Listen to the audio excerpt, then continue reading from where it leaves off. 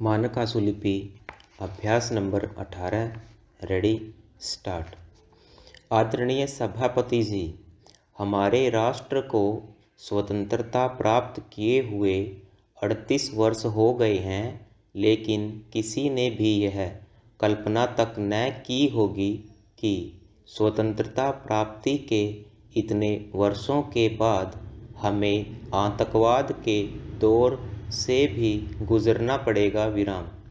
वर्तमान स्थिति यह है कि हमारे यहाँ कोई भी किसी धार्मिक, सामाजिक अथवा आर्थिकवाद से भली भांति परिचित हो अथवा न हो, परंतु वह आतंकवाद से भली भांति परिचित होगा। विराम।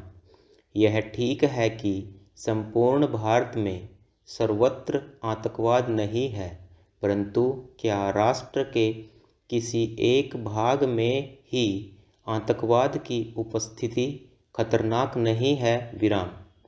यह भी हम देख रहे हैं कि महत्वपूर्ण सीमावर्ती राज्य पंजाब में आतंकवाद की घटनाओं की गूंज पड़ोसी राज्यों एवं केंद्र में भी सुनाई पड़ रही है। विराम।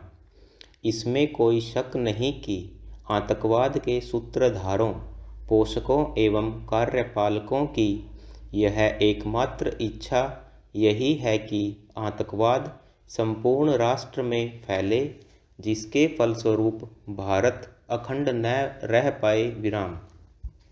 सन 1984 के आम चुनावों में हमारे सत्तारूढ़ नेताओं ने चुनाव प्रचार में नारा यह भी बुलंद किया था कि आतंकवाद हमारे घर के दहलीज तक पहुंच गया है, जिस पर उस समय विपक्ष के सदस्यों ने आपत्ति भी की थी, लेकिन आतंकवाद तो चारों ओर फैल रहा है। विराम।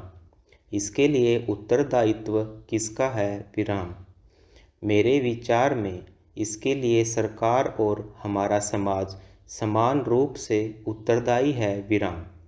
इसके साथ साथ यह भी सही है कि कुछ विदेशी शक्तियां भी नहीं चाहती कि भारत एक मजबूत और अखंड राष्ट्र बना रहे और अपनी स्वतंत्र नीतियों पर चलता रहे। विराम। मेरे विचार में वर्तमान सरकार का दोष केवल यही है कि इसने आतंकवाद की समस्या को गंभीरता से नहीं लिया। विराम। राजनीतिक लाभ उठाना एक अलग विवाद का विषय हो सकता है, परंतु राष्ट्र के भविष्य तथा उसकी एकता के साथ खिलवाड़ करने को कोई भी क्षमा नहीं कर सकता। विराम।